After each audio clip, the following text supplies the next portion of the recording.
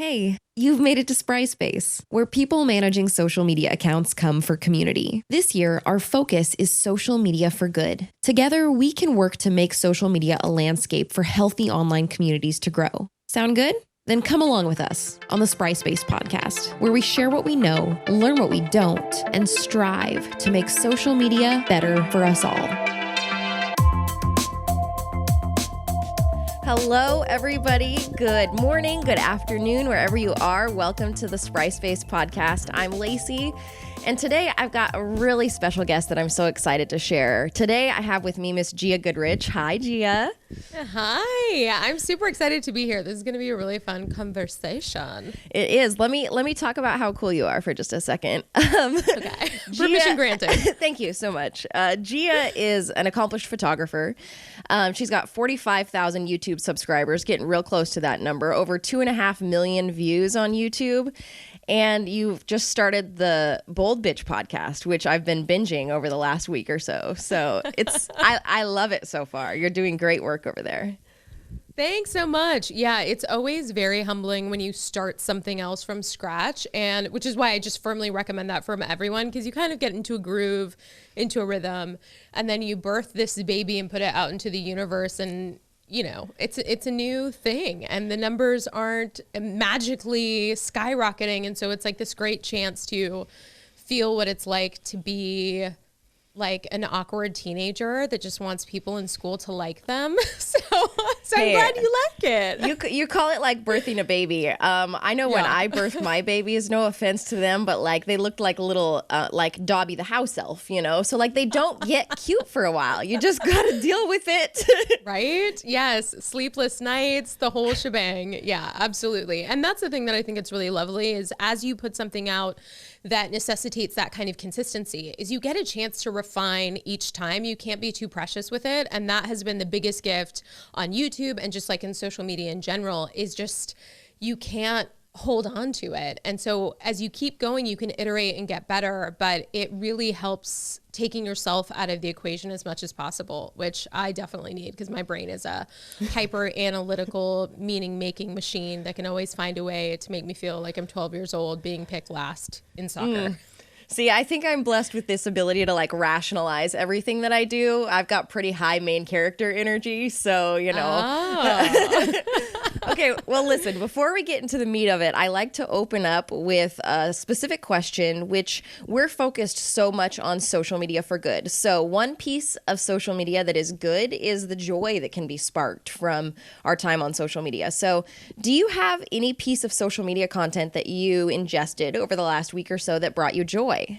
Yes, and I love this question because I was thinking about that, and there are two content creators that have created basically these series online that every time I see them on their Instagrams just make me so happy. One is Alok, and they do these book reports as carousel slides that are just like amazing and insightful and like very visually cool. And then Blair Amani that does this Instagram reel series called Smarter in Seconds.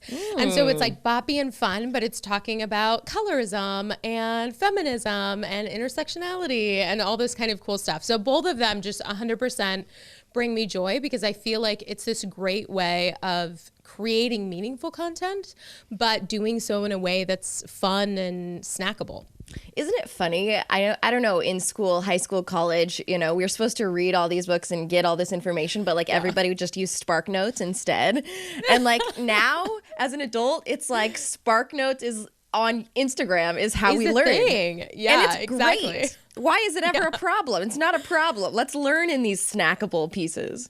Yes, well, and what I'm really digging into now are the video essays on YouTube. I don't know if you're familiar with any of those, but there are some brilliant, like Khadijah Mbo and ContraPoints. They're just, and Tiffany Ferguson. There are all these creators that are basically synthesizing all of basically like books and theory and all of this stuff and relating it to popular culture and media. And it's just, they make it so fun that I'm just like, wow, my teachers were really sleeping on this opportunity. Right. Coming up. Okay, so here's where I want to start a little bit today is, you know, you started your career journey as a photographer and you've now got, you know, a very successful YouTube channel and whatnot, but the mission probably hasn't changed over time, right? Can you kind of describe to me what you would say your mission is as a photographer and as an educator on YouTube? What are you trying to accomplish with the content that you're putting out? Yeah. So I might not be very popular for this, but I firmly believe that your mission and your core values usually come from your biggest pain points. And so fundamentally, as generously as you're trying to show up in the world, it's really about healing that inner trauma child that's trying to feel whole and enough and all of these things. So for me, I really grew up in a world where I was not represented, and I felt like an outsider. I didn't feel validated. And I also felt when I was trying to figure out and acquire these skills that I was very much on my own, because I was operating outside of the traditional mechanisms like apprenticeship models and things like that. So my mission has been those two things. How can I create meaningful representation in the world and show these awkward, beautiful, racially diverse, gender diverse in terms of gender, in terms of body shape, all of these people, and really create the work that I want to see in the world? And then also, how can I empower and enable other people to contribute their special thing in that same way? So both of those things have always been at the forefront. And what I love about having that kind of core engine drive is that you can kind of be opportunistic and pivot in the ways in which it comes out. So once I saw YouTube was an opportunity, I jumped on that. And now with podcasts, jumping on that and really thinking, if I'm not precious about the mechanism, what are the ways that I can have a bigger impact and create more resonance with what I feel like needs to be out there in the world? And this I've been binging your content over the last week or so. And Stalker. I love it. You like it. I know you like it. Yeah, I Don't know. act I'm the like same you way. don't I'm the like same way. And what I thought was really interesting is, this mission that you've had in the photography environment has translated so well to what you're educating about on YouTube and what you're talking about in your podcast in different ways, because on YouTube, the content that you've been putting out is helping everyone feel more confident, more presentable, more alive when they are presenting themselves through video. And from your podcast side, you're really digging into the core of people's traumas, their motivations, and being clear with ourselves on those things is what often gives us that sense of presence that we can have on camera, that we can have in person. And I just see this full circle happening of the content that you're creating. Do you feel it happening? Do you feel like you're really in line with, what you're trying to accomplish? I love that you say that. Thank you so much. Yes, absolutely. And I feel like also with photography, that's what I always did. Because if you think about how you feel when there are lights all around, you have this camera in front of your face, you feel innately awkward and vulnerable. And so very much a lot of what I was doing behind the camera was trying to cultivate that sense of presence and warmth and power in people who were feeling awkward and overwhelmed. And I'm talking like big deal people as well, right? Because we have this tendency to think it's just us, but I'm talking about celebrities, like people who you would definitely think, models that have it all together. We all feel awkward in this way. So yes, for me, I think the Trojan horse has always been looking good. How can I hook you with that, right? How can I teach you how to light, how to show up so that you look good?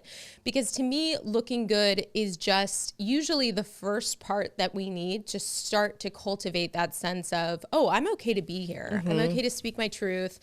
And then we get into that, the sense of boldness and confidence. And that's really always where my key drive and interest has been in how do we really cultivate that within ourselves and within each other. So for me, I define boldness in a very particular way. It's having the audacity to listen to that internal sense of knowing above all else.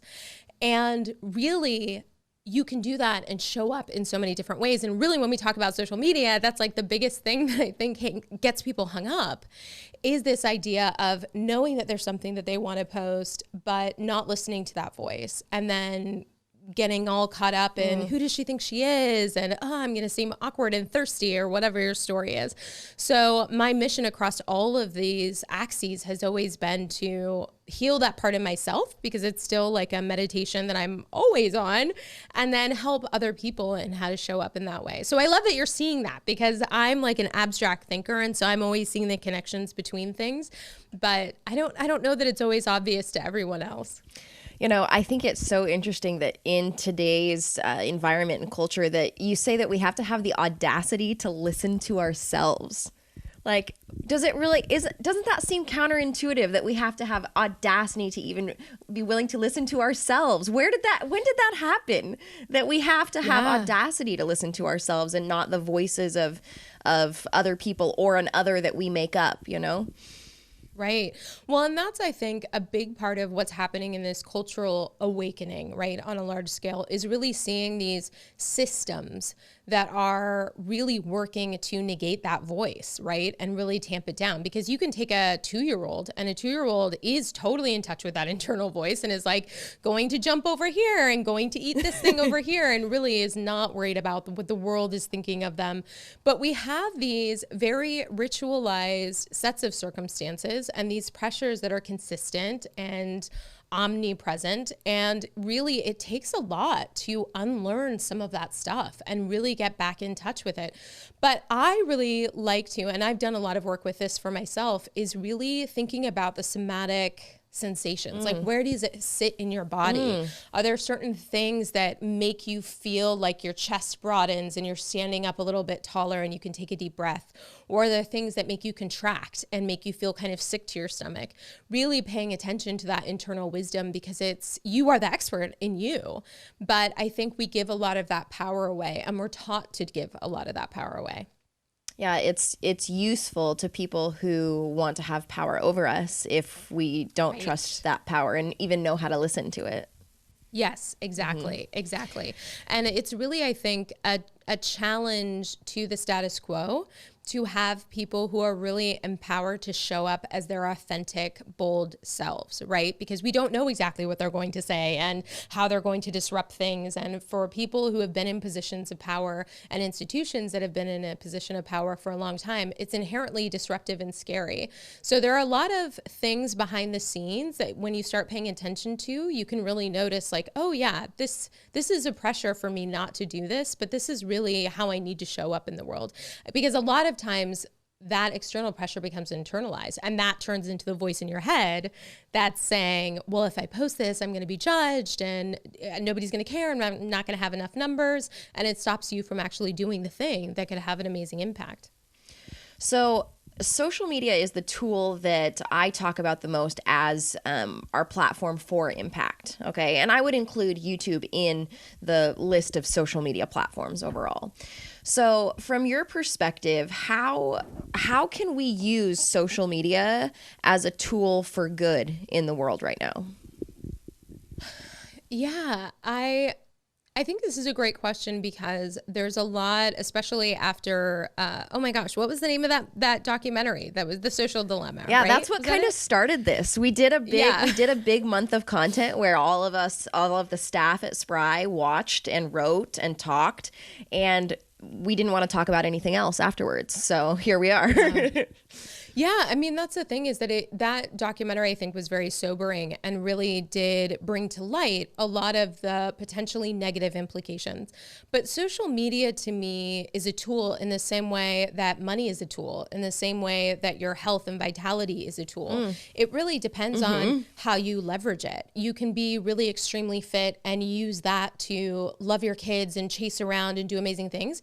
Or you could use it to chase after people in a really brutal way. You know, it's all of these things really have to do with how you wield that. And so for me, social media is so powerful because it allows you as a person, without gatekeepers, to create connections with groups of people, to build a sense of community around a rallying cry that can potentially be really amazing and helpful. That said, if you aren't mindful of how it's impacting your life and your health, there are ways that it can be detrimental. But I fundamentally see it doing more good than harm overall. because of that ability to connect, that people like us who've been around, who aren't, you know, who've known a life before social media, I think, you know, like I'm very acutely aware that, like, you know, in the late 1990s, it was really hard to find somebody who liked your particular comic book that nobody in your school even knew about. Now you can be instantly connected with a network of thousands of people. Like, that is tremendous power. But it is totally, yeah, it depends on how you wield it. And also, I mean, there's the influence of the actual platform itself. So many people call for, you know, more accountability from the platform, and you know, there's a place for that. And I think that it's our job to really rally around better legislation around protection of youth and around safeguarding truth. However, the platform usually is not the problem, right? Social media is really a reflection of people, and we get to control the experience that we have on social media to a very large extent. And so I always like to think about the idea that whatever you're experiencing as toxicity on social media is probably something that is coming as a reflection from something that might be resonating within you. So if we can continue to get the toxicity out of ourselves and our inner relationship, when it comes to us on social media, it just flows over us and flows by us because it doesn't resonate with us. Does that make sense? Yes. Well, that's an interesting point that also makes me think about the power of curation, right? Exactly. You really... Yes, you tell the algorithms by your choices, by how long you look at something, what you like, what you save, what you really want to see. And so if you're seeing a very homogenous, very negative, like for me, I had lots of body image issues, still do, grew up in dance. It was, you know, tragique. And I still, if I'm not paying attention, I will fall into a pattern of seeing a lot of these before and afters and body comparisons and things like that. And because I'm aware of it, I can say, okay, nope, we want to make sure that we're not paying attention to these, and I'm going to actively go and tell the algorithm what it is that I want to see, things that are more affirming, things that are going to make me feel better as a human. And we do have that power, but I think it takes an education to really understand what that is and how we can teach and take command over these algorithms that are really just trying to get our attention. So really it's like whatever's going to hook you for the longest, you know? And don't you think, I think it's just the similarity between our awareness and intention around how we teach the algorithm what to show us is honestly the exact same practice as how we teach our thoughts and our mind which thoughts that are allowed inside Oh, interesting. our own thought processes as well. I love that. Thank you. I wouldn't have seen the ways in which that those are totally the same. But yeah, that totally makes sense. It's as if our thoughts are the feed inside of our head, right? And if a thought comes through our feed that doesn't belong, and we can build that awareness around what does and doesn't belong within our own thought processes, it's very much the same as curating what's happening in our feed. We can do it in our own mind and thoughts too. Yeah, absolutely. So I want to talk a little bit more about your YouTube channel overall. I loved in some of the content that you put out your rule of 100. Can you describe your rule of 100 for me? Yeah, so this idea of race to 100 just came from, well, I was an athlete a long time ago, and when you're training for any type of sports or anything, you're constantly doing drills, right? And you're trying to get better at that thing through practice. And as adults, we tend to not get that feedback loop. So we just think that we need to be amazing the first time that we step off and do something, right? The first YouTube video needs to take off, and we put a lot of pressure on ourselves. And similarly, well, to play that tape through, if we put a lot of pressures on ourselves and we have these expectations for how something should land and it doesn't, then we tend to get really harsh on ourselves and stop doing that thing. And I see this happen with YouTube a lot, where people will do like maybe 5 videos and then quit and not give the algorithm long enough to really reward you and find your community.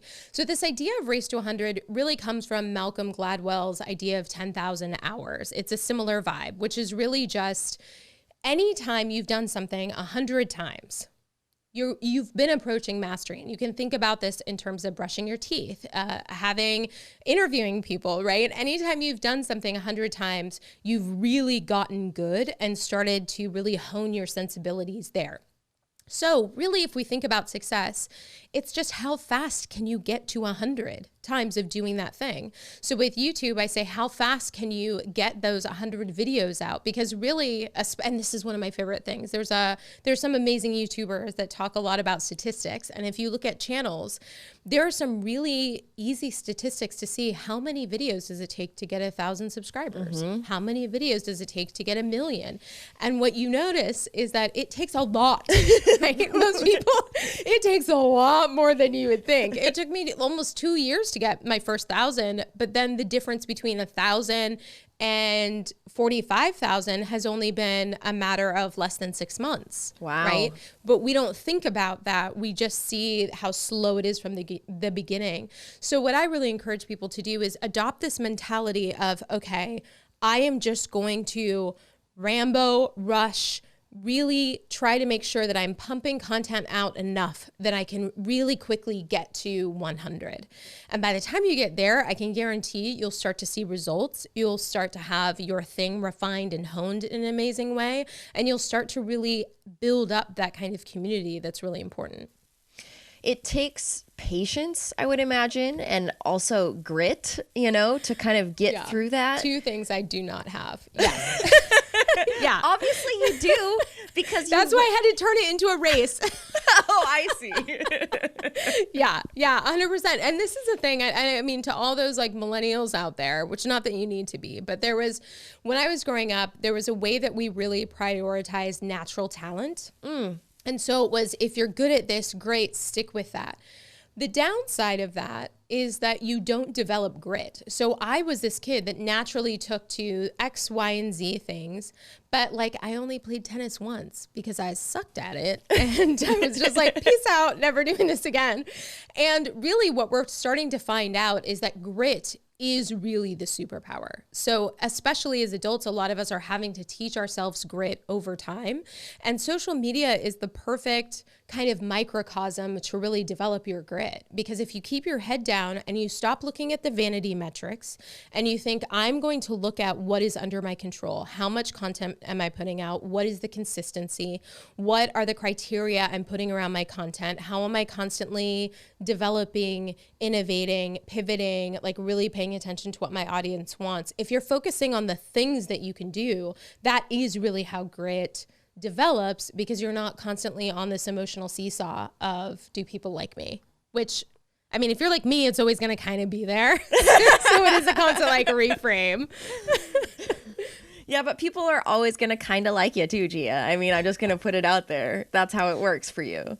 Yes, well, I appreciate that. And of course, my brain is going to focus on the 1 in 500 that says your forehead is too big and you talk too much, right? Like that is, what? It's probably true. That is what it is. Yeah. And it just so happens that, and this is one of the things that I talk about and I teach a lot in YouTube, is just that the more you double down on being you, the more you figure out and really get in touch with your you-ness. And part of my meanness is that I talk a lot.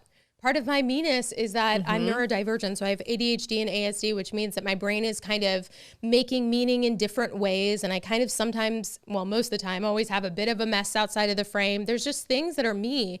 And those are they attract people like a magnet, but they also repel other people who aren't a part of my world. And so I have to be okay that I am going to have people that think I talk too much, but I'm not going to change who I am in order to fit. And it is funny. So this is totally tangential, but Khadija Mbo, who is an amazing YouTuber that we just did an episode on the podcast with, they said, which totally struck me, is that there are like a lot of people really think that you're out to make content like for them personally.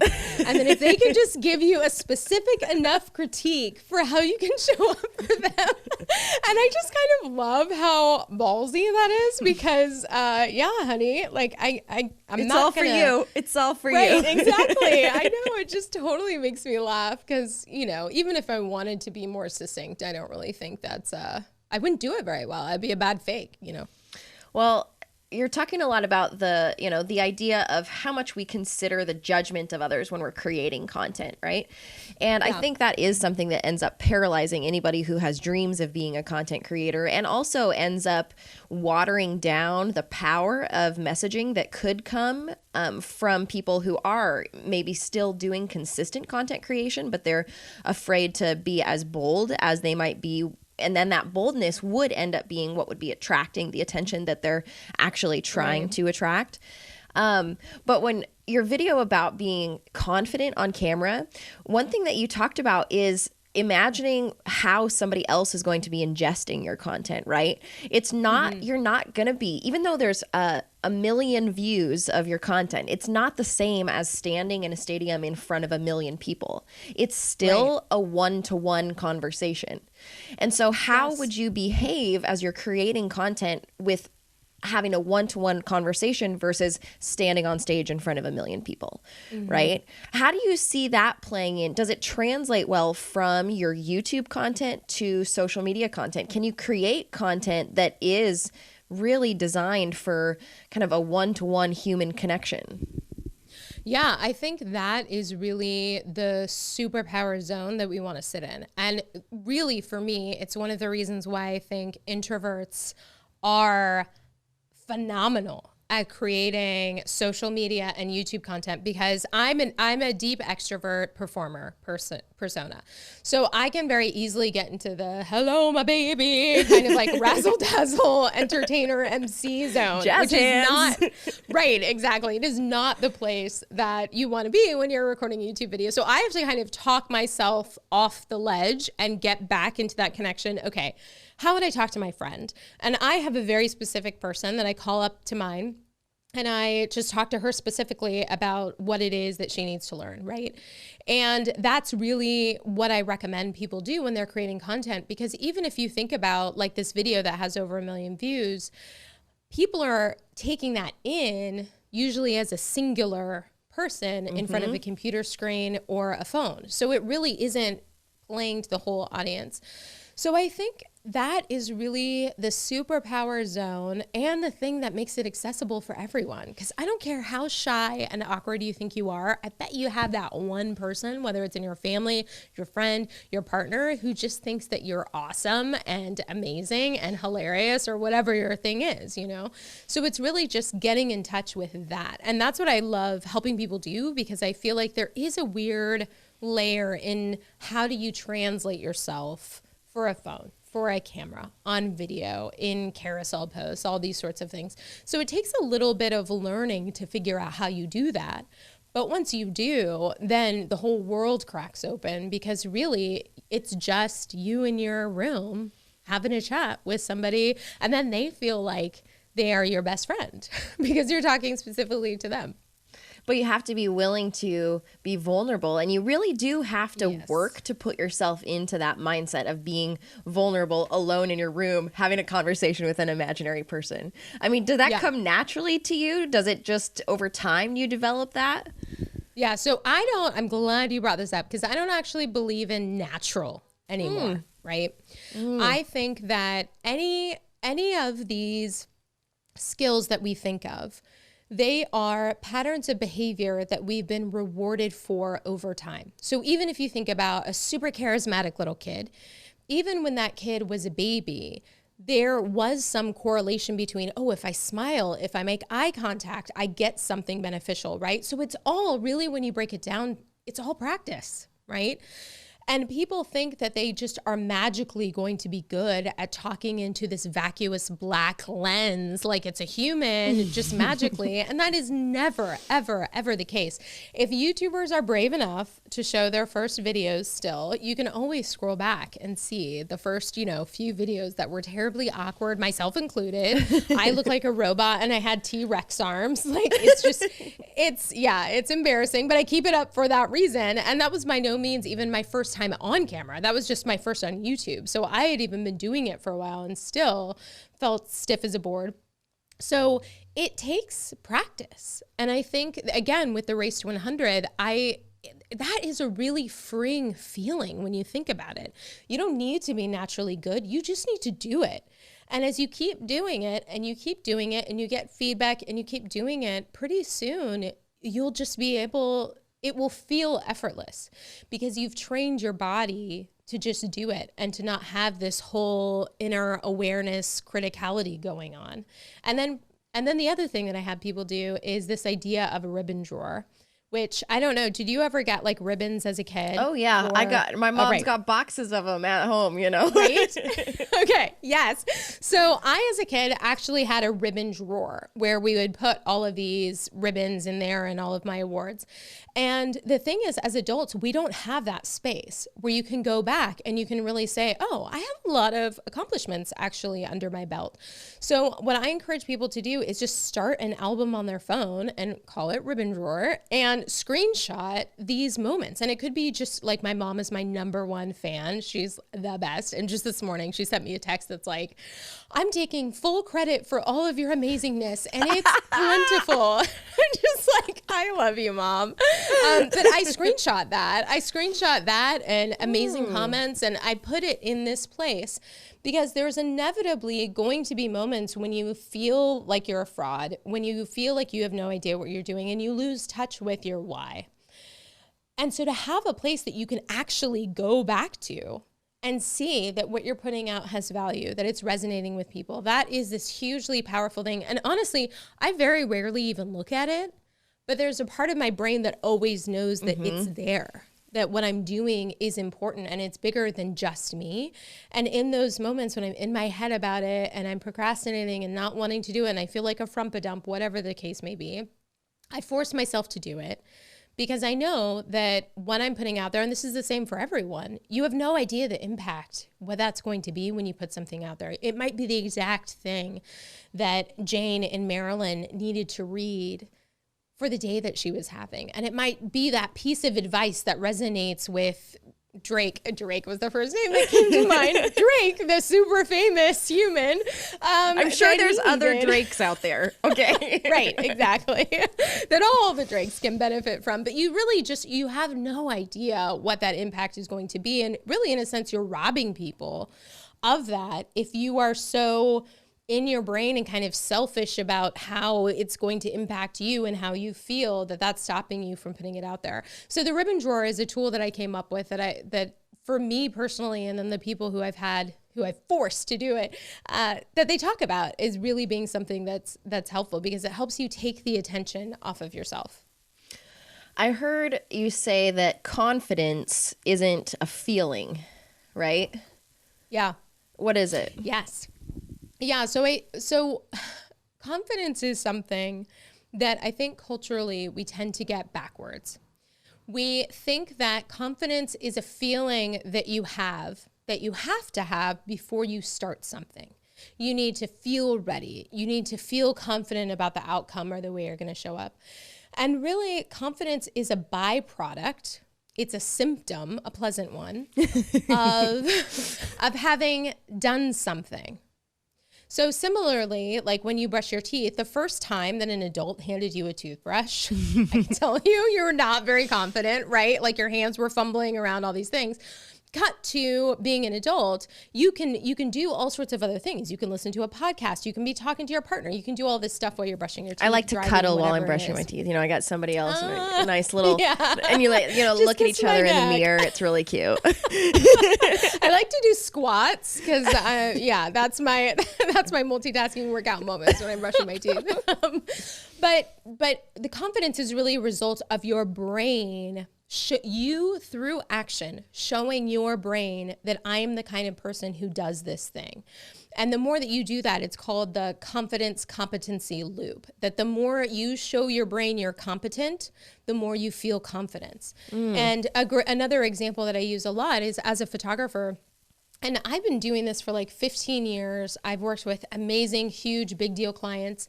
None of that matters when I walk onto set. I still feel like, holy shit, I have no idea what's going to happen. Should I be here?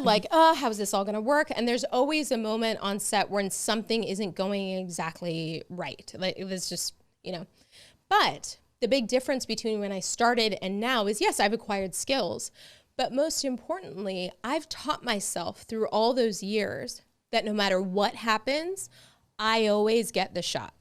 I can always do it. I can always make it work. And so I feel confident about my skills as a byproduct for having demonstrated to myself and created this history for myself that I am somebody who can always make it work. I will always find the solution. I will always get the images. It will always happen. So even though I still get flooded with this kind of like, there's this counterbalance to that. And that's what confidence is. So you will never have it in the beginning. You just won't. You will have it after you've done the thing many, many times. So I don't even think we should be searching for confidence. I use that term in what I do because that's a lot of times what people are searching for. But really my reframing is we shouldn't be looking for confidence. We should be looking for boldness, right? Like, how can I listen to that inner knowing and just start doing the thing? And then from that, confidence will come. The audacity. The audacity. The audacity. Be audacious. Sparkle-tastic. Just do it. You have it within you. Well, so many of us really get stuck in this idea of, or even wanting to run away from social media because they feel like it's become toxic and they're like, I just want to be away from it. And one thing that we hope to inspire with this is the idea that even if you run away from it, the problem is still there, right?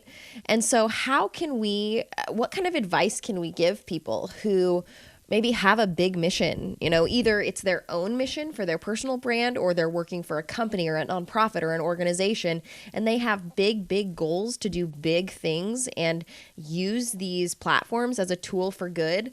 You have put in the patience and the grit to show up again and again and again and practice that confidence and start to really build some of that following and attention. What advice do you have for people who are trying to do the same? Yeah. Oh, grab a notebook because I have a lot. One is to really find the platforms that are going to give you the most bang for your buck, right? So like looking at the ones that are search engines. YouTube is a search engine.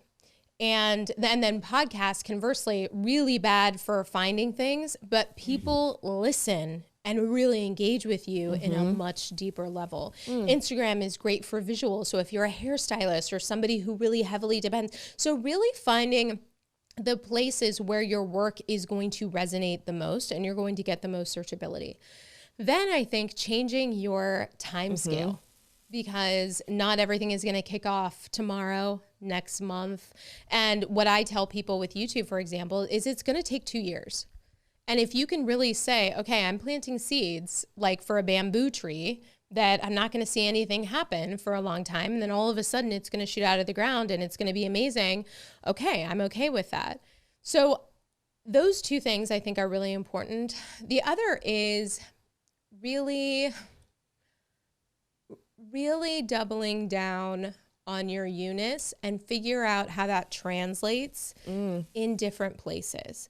I really love the idea of repurposing content, but I think that repurposed content needs to fit natively in the platform, right? So you can find people who are they feel like they're phoning at home because they'll post things here, and it's not the best visual. It's not the best for scrolling on Instagram. It's not the best for clicking on YouTube. That people have different behaviors depending on what platforms that they're on. So it's really important to shape your content for the world that you're wanting to connect with in terms of that microcosm of that particular platform. And then lastly, I would just say you have to really find some sense of joy in it or some sense of purpose.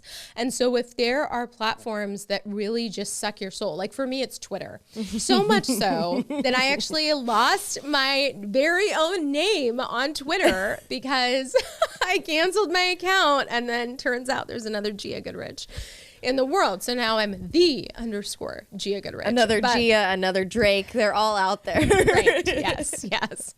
And I have a Twitter now, but it's only, there's something about Twitter that doesn't really work with my brain. And so for me, putting time into that isn't something that's going to give me a huge return, because the energy that I'm putting into it is energy that just doesn't feel good to me, you know?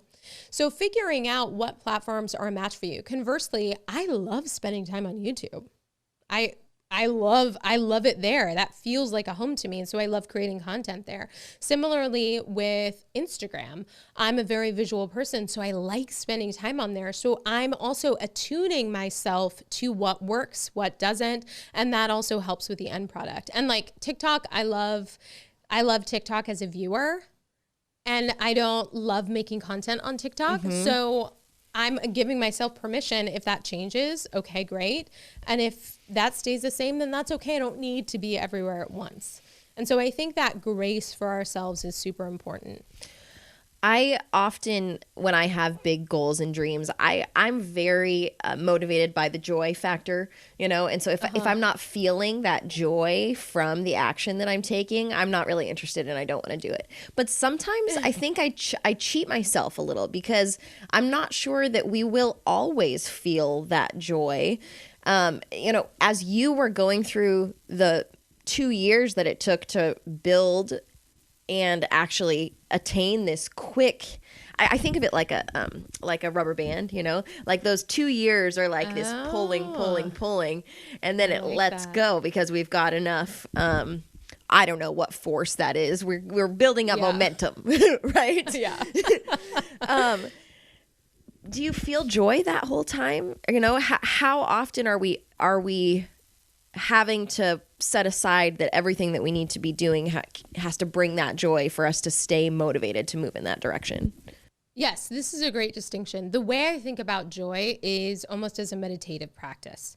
So it's not something that I feel obligated to feel or that I feel like it's something that I expect. It's something that I'm actively trying to find in whatever task I'm doing.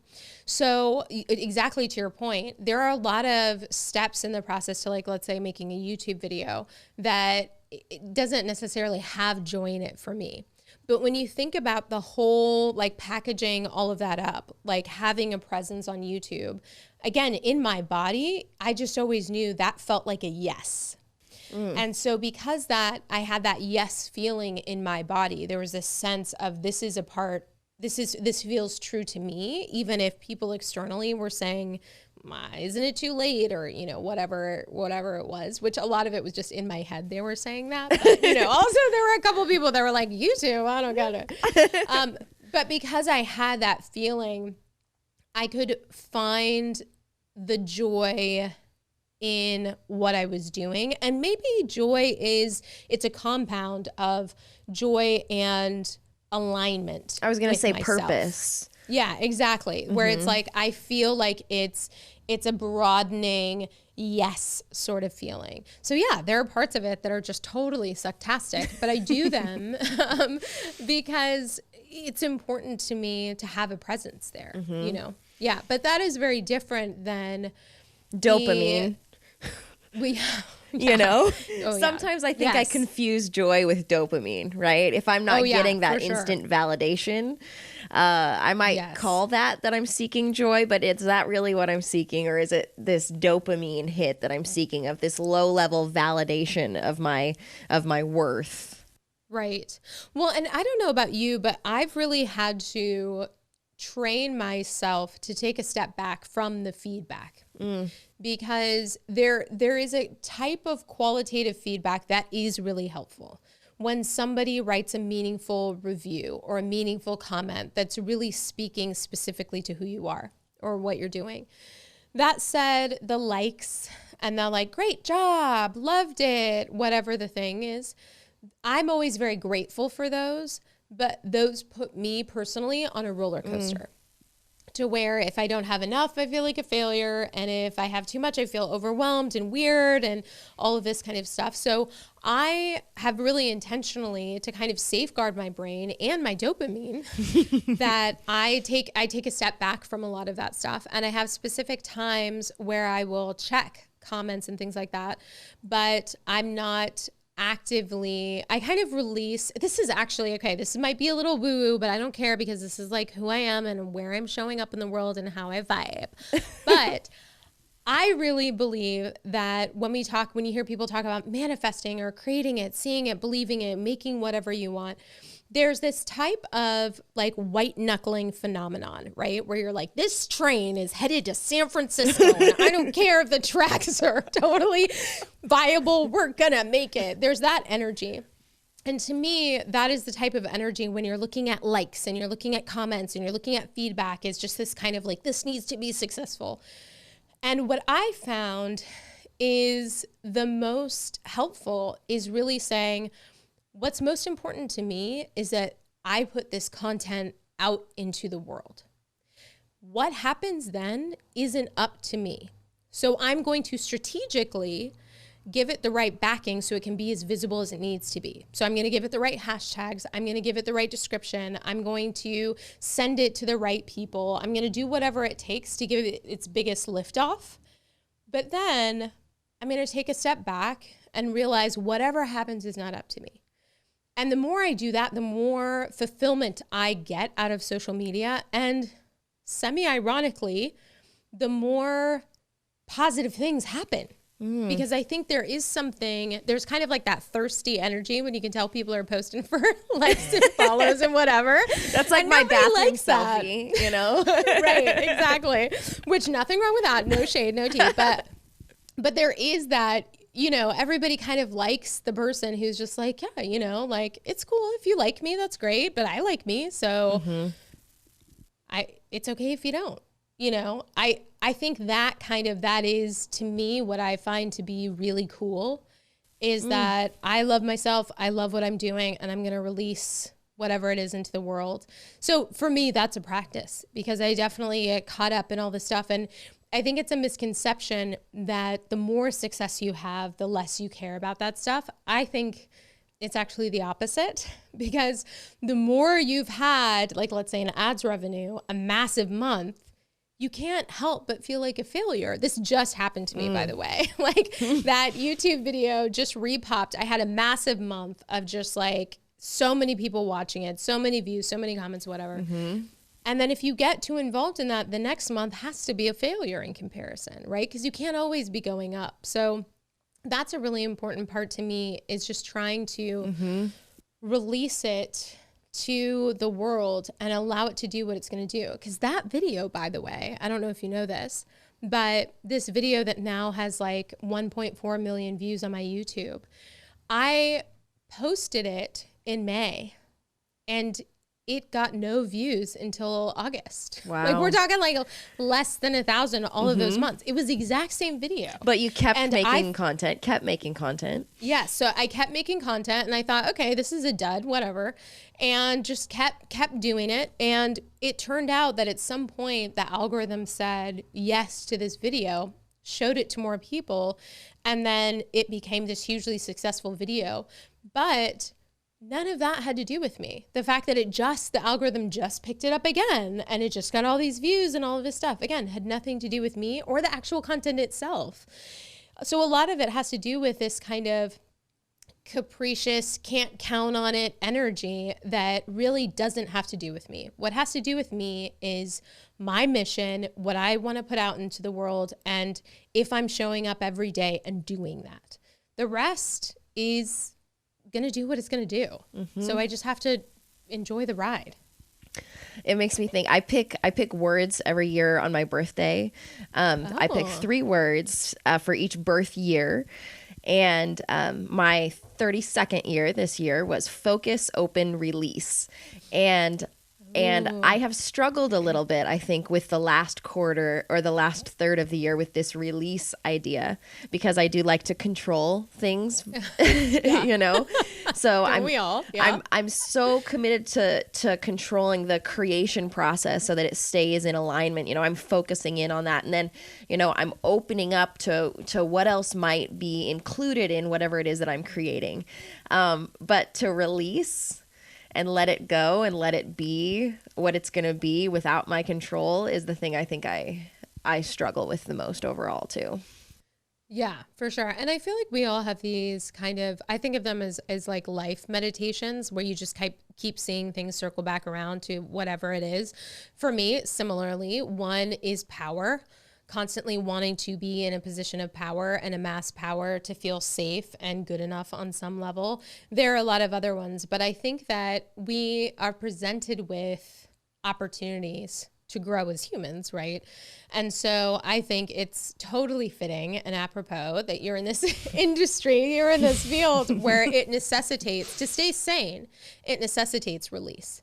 And that you're being asked to do that because it is, and this is why I think you see so much burnout with social media, is because it's very easy to get involved in the machine and feel like you're enslaved in a sense to this type of reward system, to this dopamine release, to all of this stuff that exists outside of you. And we really ultimately have no control over what the algorithm is going to do. And we've seen this happen over and over again. It can change. And then all of a sudden the stuff that was working yesterday isn't working today. And, 89% of people are no longer seeing your content because they tweak this one thing. So there is a part of it that, as you know, is important in learning how to be strategic. So you are getting the most for the energy that you're putting in. But I think that release is so important in just saying that, like, I am going to give it the best that I can, and then I'm going to focus on the stuff that I actually do have control over, because it's not as much as we like to kid ourselves. I like to kid myself a lot. Yeah. All right. Well, as we're getting close to closing here, the last question that I always like to ask people is about your own relationship with social media. We focus so much about creating good content that's going to be valuable and serving us as we're creating it and serving the user as they're experiencing it. But we don't focus so much on that quiet relationship that we have with our phones alone in the dark, Yeah. So how's your relationship going with social media right now? Yeah, it is always, I'm not in the healthiest relationship, I would say, because I am somebody, the way my brain works, I'm very much sensory stuff is my thing. So what I employ are some of these tactics, like right now, my phone and my iPad are set to grayscale. Because, and so it's a little setting in your phone. Most people don't know about it. And you can actually change how your screen shows up. So you can go from full color spectrum to 3 colors to, in my case, black and white. And that really helps. Provided I'm not needing to do any color work specifically on my phone. It really helps my brain step away from that kind of dopamine rodeo. That can be really tough for me. Yeah. The other thing that I do is I'm really trying to be mindful of what my intention is when I'm intaking information. So if I'm on YouTube, am I just having fun? Okay, if I'm doing that, great. But I'm not going to kid myself that I'm working, right? Yeah, because that has happened. Or if I'm on Instagram, most of my time there is more in a curation, what's going on, research. Right, exactly. So I'm not going to then go in, as long as I'm clear about my intention, I'm not going to go into this Kendall Jenner, what is she doing kind of deep dive situation, because that's not what we're about. So for me, setting the intention has been really, really helpful. But still, like, just like anybody else, I can get very enmeshed in this the subconscious messaging that we get from our feeds. And I can feel less good about myself and what I'm putting out there because I'm seeing so-and-so putting this out, this thing out, and whatever. So I also try to be really mindful of what is my internal experience when I'm ingesting this kind of content, and try to be really aware of that. And then trying to just have as much joy as I can, intentionally cultivating it when I'm putting things out into the world, and just have it be fun, because at the end of the day, it really is supposed to be about fun. Mm-hmm. You know, so I'm trying to, just get in touch with that as much as I can. Okay, perfect. Well, thank you so much for your time. I've loved being able to talk to you. I've loved being able to binge your content for a while. If those listening are like me and just would like to continue listening to Gia talk for hours and hours, you have the ability to do that. There's there's hours and hours of YouTube content. Your podcast episodes are like an hour 45, and I'm like, this is awesome. I like listened to it for all of my drives all week.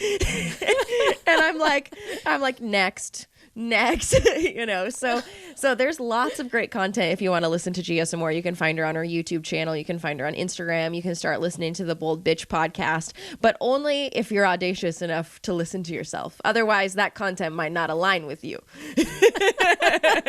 True story. I love that. This was so much fun, Lacey. I really appreciate you having me on and getting a chance to talk about this, because it has had such a tremendous impact on my life. And I love the idea of framing it for good, because ultimately there's tremendous power in what we can do with social media. Okay, well, thank you so much. I will tap you again sometime soon, okay? Yay, sounds good. All right, thank you, Gia, so much. And everybody has a wonderful rest of your day. And of course, we hope that you will always keep learning. We will talk to you soon. Bye.